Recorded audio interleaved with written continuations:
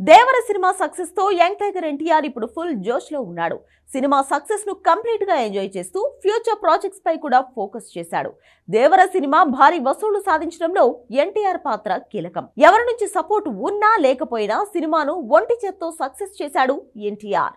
ఇప్పుడు వార్ 2 సినిమాను బాలీవుడ్ లో చేస్తున్నాడు. ఈ సినిమాలో NTR first time negative role చేస్తున్నాడు.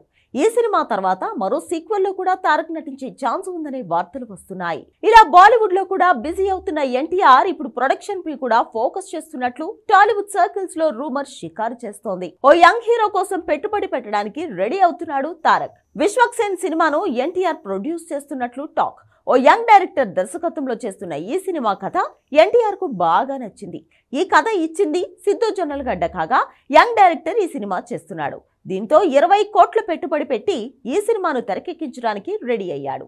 ఇప్పటికే ప్రీ ప్రొడక్షన్ కూడా స్టార్ట్ చేశారు. కళ్యాణ్ రామ్ తో కలిసి ఎన్టీఆర్ ఆర్ట్స్ బ్యానర్ పైనే ఈ సినిమాను ఎన్టీఆర్ నిర్మిస్తున్నాడు.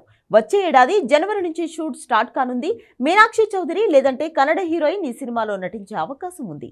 వరుణ్ శరత్ కుమార్ ఈ సినిమాలో కీ రోల్ ప్లే చేస్తోంది. త్వరలోనే సినిమా పట్టాలెక్కే అవకాశం ఉంది. డిసెంబర్ చివరి వారంలో కొబ్బరికాయ కొట్టనున్నారు.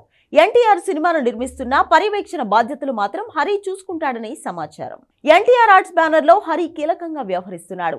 అతనే ఈ సినిమా బాధ్యతలు చూసుకునేలా ఎన్టీఆర్ ఒప్పించాడు. 6 నెలల్లో సినిమా షూట్ ఫినిష్ చేయాలని చూస్తున్నారు.